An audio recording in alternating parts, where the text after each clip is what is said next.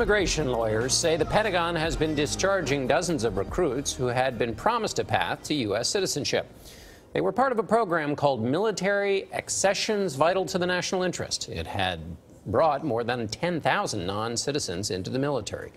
The program was abruptly suspended in 2016, leaving more than 1,000 recruits in limbo. David Begnaud is at an Army training camp in San Antonio. He spoke with a soldier who fears her American dream is slipping away. David, good morning.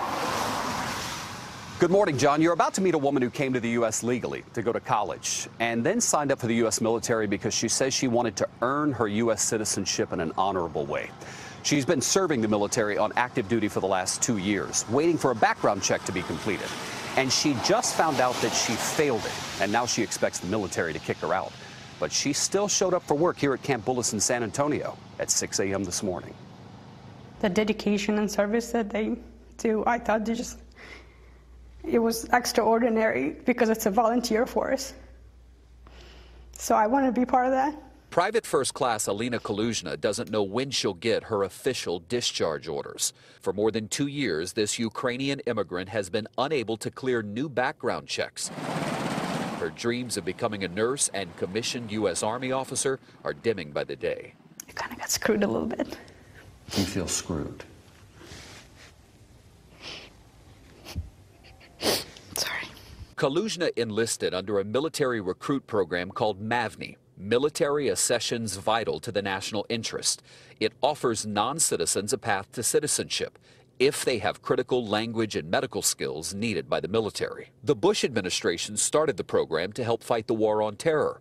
President Obama opened it up to DACA recipients, the so-called Dreamers, and that brought tougher screenings for recruits in 2016. They ordered so many background checks that they destroyed the program. Immigration attorney Margaret Stock, a former Army lieutenant colonel who helped create MAVNI, says not enough resources were provided for the additional investigations, resulting in a 10-year backlog. The background vetting that Department of Defense has ordered on these people is much, much stricter than any vetting that is done for a U.S. citizen getting a job at the White House. We should limit the number of people we accept. Andy Harris is a Maryland congressman and former Navy medical officer. He supports ending MAVNI, saying the military should be looking to recruit Americans first. I'm not opposed to the idea of looking for critical needs for the military, but again, I fully agree with the enhanced background checks because these are people who have not been vetted through the normal immigration and naturalization process. A Pentagon spokeswoman told CBS News MAVNI was suspended in 2016 because it was vulnerable to an unacceptable level of risk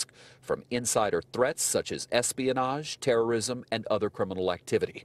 Kaluzhna's records indicate she was flagged because of discrepancies in her answers during her security review. Her screener believed her ability to protect classified information has been compromised. You committed your life to a bigger purpose, and anybody who's willing to do that deserves respect and be treated as a human, not as a piece of paper. Alina says her screeners believe that someone else in the Ukraine was supporting her financially, and that made her a security risk. Nora, she believes if she gets deported from the U.S., the Ukraine will now see her as a traitor. Wow, incredibly complicated, David. Thank you so much. I mean, this raises a lot of questions for soldiers who are serving who may not yet be citizens. That's right. You really feel her pain, though, there. Absolutely. By that job.